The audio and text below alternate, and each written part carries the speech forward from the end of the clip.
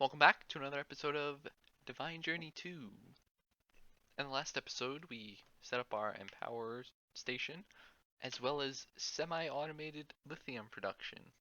And today we're going to progress a bit more into Chapter 13 and hopefully get into interfaces and a bit of autocrafting. That'd be very nice. But to actually do that, we need these steaming redstonia crystals. In between episodes, I've gathered up everything that I think we need for the setup. So yeah, let's get started. So to actually get our steaming Restonia crystals, we need to combine empowered Restonia crystals with DT fuel and steam in the PRC. And to actually get steam, we need to make this multi-block steam boiler for mechanism. And it's a 3x3x4. Okay, I've followed the quest book's instructions and we now have our steam boiler. And to actually make this produce steam, we have to give it heat and wait for it to get to 100 C. So yeah, it's gonna take a little bit. But the other part of this we need is we have to convert the lithium that we get from the brine conversion. We need to run that through the solar neutron activator to actually get tritium, and then we can combine that with deuterium, which we get from electrolytic separating heavy water. Now to actually get heavy water, it's just using a pump with a filter upgrade. That gives us heavy water. Okay, I've ran some conduit from our pump into this electrolytic separator, and the actual deuterium's going into the chemical infuser, and for right now I'm just voiding all the oxygen just so it doesn't stop and lock up. And also I set up our solar neutron activator, and pretty sure it has to be able to see the sky, so there's just glass above it and open line of sight to the sky. And we're pumping in lithium and it's making our tritium. And now if we just connect it with a pressurized tube, we should get our DT fuel. Alright, our boiler just reached 100 C and we're making 1 millibucket of steam. And obviously, we're gonna have to do something about power because the resistive heater consumes quite a bit, and we need to up this a lot more. But for right now, it should be fine. So to actually get the steam out, I have it on gray, I think. And if we just insert on gray, this should start making. Oh, crap! There we go. All right, there's our steam and DT fuel. Alright, our last step is we just need to put empowered redstonia crystals in, and we should start getting our steaming piles of redstonia crystals. The next step to actually getting our iridium production is we need to set up a industrial foregoing laser drill in the end. And to actually do that we need 4 laser drills, as well as 1 laser base. As well as the laser base and actual drill, we also need this white lens, so the drill actually knows to get iridium. And that's just a little pink slime and some plastic. Alright, I've set up our laser base and drills in the end, and all you have to do is just place it the drills 1 block away from the base, and then you'll get a nice little beam whatnot. And then you just have to provide the drills with power, and then they'll actually make this work meter go up.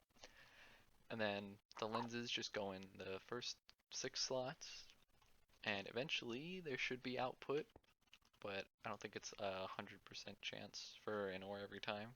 Alright, I've waited a little bit and we have enough iridium for the quest. And if we actually put this through the induction smelter with some cinnabar, we'll actually get 3 per ore. Now that we have iridium, the next step to actually getting into autocrafting is to make a lot of these methodology processors, which actually take osmiridium, which is a combination of iridium and osmium. And in between cuts there I made about 2 stacks or so, which should get us started on autocrafting. Alright, I've crafted up a couple interfaces as well as a few molecular assemblers, which is actually going to do the crafting steps. But we also need two more little terminals. We need the pattern terminal for actually encoding the patterns, and I'm also going to make the interface terminal. We don't need it, but it's just nice to have. I've made a small little room for our ME controllers, as well as our, this is going to be our little crafting area. Probably going to put machines up all across the walls and such, and these 6 little platforms with frozen stone, these are all going to be interface and molecular assembler combos. So yeah, and I think for right now, instead of bringing the cable out and going down and all that, I think I'm just gonna put the cable in the center.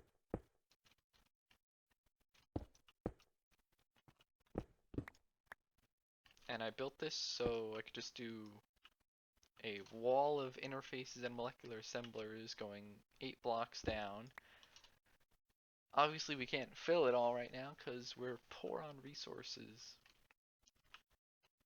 So I think for right now we're just gonna surround a molecular assembler with interfaces so we can get the most out of it. And then eventually we'll expand further. Another thing we need is these crafting units. We also need these crafting storages as well. But yeah, now that we have our auto crafting somewhat set up, I think I'm just gonna quickly make patterns for everything required to make interfaces, and I'll be right back. Alright, I've set up most of the crafting only recipes for the interface, and if we control click, most of it is auto-crafted. We're just missing nether quartz. Obviously we have to do something different for processing recipes, but for crafting recipes we're good right now. Okay, I've taken some time to automate a few mechanism resources, and it wasn't too horrible. Just back here, basically the entire thing just runs on this one interface, and I just have it providing all the raw materials for all the different mechanism machines. And then I'm pretty much using a combination of filters and item conduit colors to filter everything into all the different machines and such. And then I just have the drawers connected with some trim up to a drawer controller, and then just the storage bus on that so we can access it from our terminal. And then for the inscribers, it's pretty much the same thing. I have an interface providing all the raw materials, and then this one relies more on colors rather than filters to get all the materials in. And yeah, there's this buffer chest here for redstone, pretty much, so I only have to filter this one chest for redstone rather than all these inscribers, so pretty much the only reason I did that was to save on resources.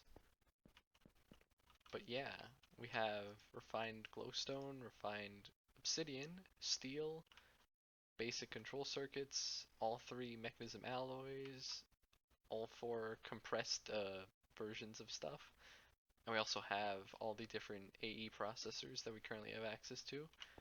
And these drawers, with exception to the steel drawer, are actually limited to 1 stack.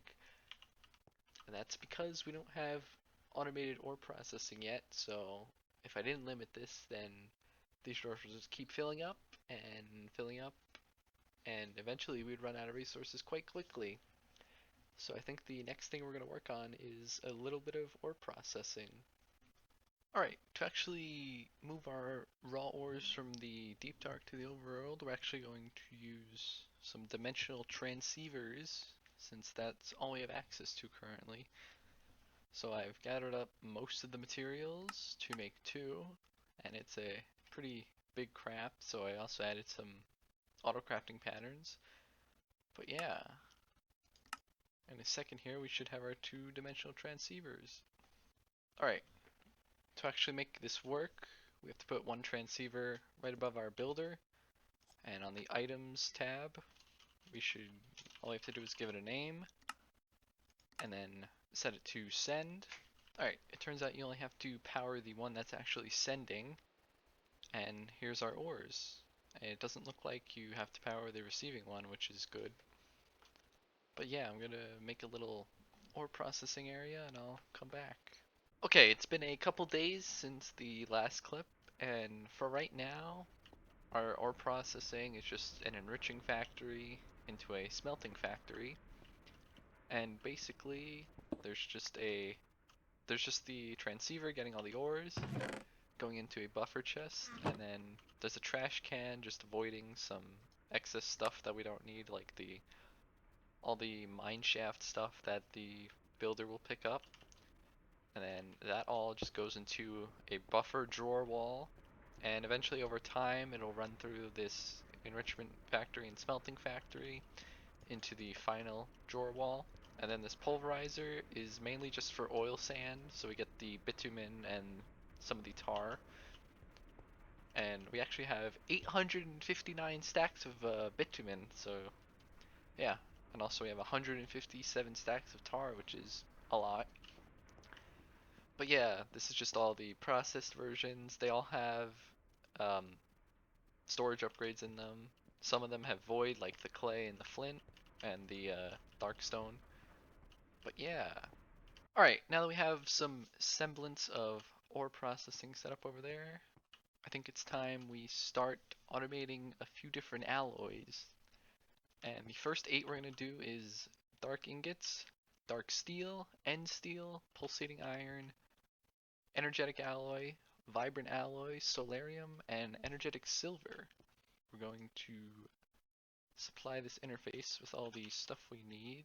So for dark ingots, that's bitumen, tar. For dark steel, we need regular steel, refined obsidian, and energized dark ingots. For end steel, we need end stone, as well as obsidian. And for pulsating iron, we need iron, as well as ender pearls. For energetic silver, it's redstone, silver, and glowstone. For energetic alloy, we just need gold, and the other two are provided. And for vibrant alloy, it's just ender pearls. And for solarium, we just have to provide soul sand. Now we have to actually go through and filter all of these, which is going to be fun. So I'm going to do that real quick, and I'll be back. Okay, I filtered all 8 of these different alloy smelters, and they're filtered using limited item filters, so that all the input items only stack to 1, and then it's just going to buffer a stack of the output in here, as well as in the drawer. And all these drawers have storage downgrades, except for the dark ingot and dark steel. They have storage upgrades, so they hold 4 stacks instead of 1. And then to actually hook it up to our AE system, I just have a storage bus here with the drawer controller, and then there's frame trims going to the bottom of these drawer walls. Okay, I've also taken the time to move our dusts from over there to over here now. And to actually provide the essence needed for these crafts, I hooked up a fluid storage bus to a drum with liquid XP by our mob farm over there, and that's what's supplying liquid XP to this fluid interface, which goes into the transposers. And then I have a pulverizer up there getting us niter, and a glacial precipitator getting us snowballs. And in this interface I'm providing sand, which gets turned into sandstone, and that goes up to that pulverizer up there. And the chances for getting niter are about 40%, but we can actually make that better with some augments. Afterwards, the niter just goes into a buffer drawer, and the excess sand that comes out of this just gets voided. And then if this fluid transposer can accept, the niter will go in here, and that's basically the same premise for all 4 of these. Sulfur we're actually getting from another mob farm, but we can't hook that up yet because we don't have ender chests or quantum rings yet, so I have to manually move it over for now. Snowballs just comes from the glacial precipitator and the extra drawer, and then pulverized obsidian just comes from over there, that enrichment chamber. And yeah, there's our dusts automated. Alright, I've also very quickly just added some drawers for the actual dusts themselves, and to actually craft them, just using formulaic assemblers, because they're cheap right now. And basically I just have each of these filtered with limited item filters for 4 recipes at a time, and it seems to keep up. Obviously we don't have enough in stock currently because these are very slow, so probably will look into upgrading them most likely. So yeah, with that being said, there's our 4 little thermal dusts somewhat automated. Alright, now that we have our petroleum automated, I actually swapped out the enriching factory for these pulverizers, and they have the tectonic initiator augment, which basically instead of 2xing, it actually 3x's some ores, which is nice. But I still have this here for redstone and I believe quartz because they give better yields in the enriching factory rather than pulverizing it. But yeah, so it's basically all the normal ores run through these pulverizers, and then they get put into the smelting factory and then into the drawers, and then redstone and quartz just go through the enriching factory and straight into the drawer wall. And then here, this is just for platinum, nickel and cinnabar. I'll go into the drawer wall as well. But with that being said, I think I'm going to end it here for this episode. So yeah, thanks for watching.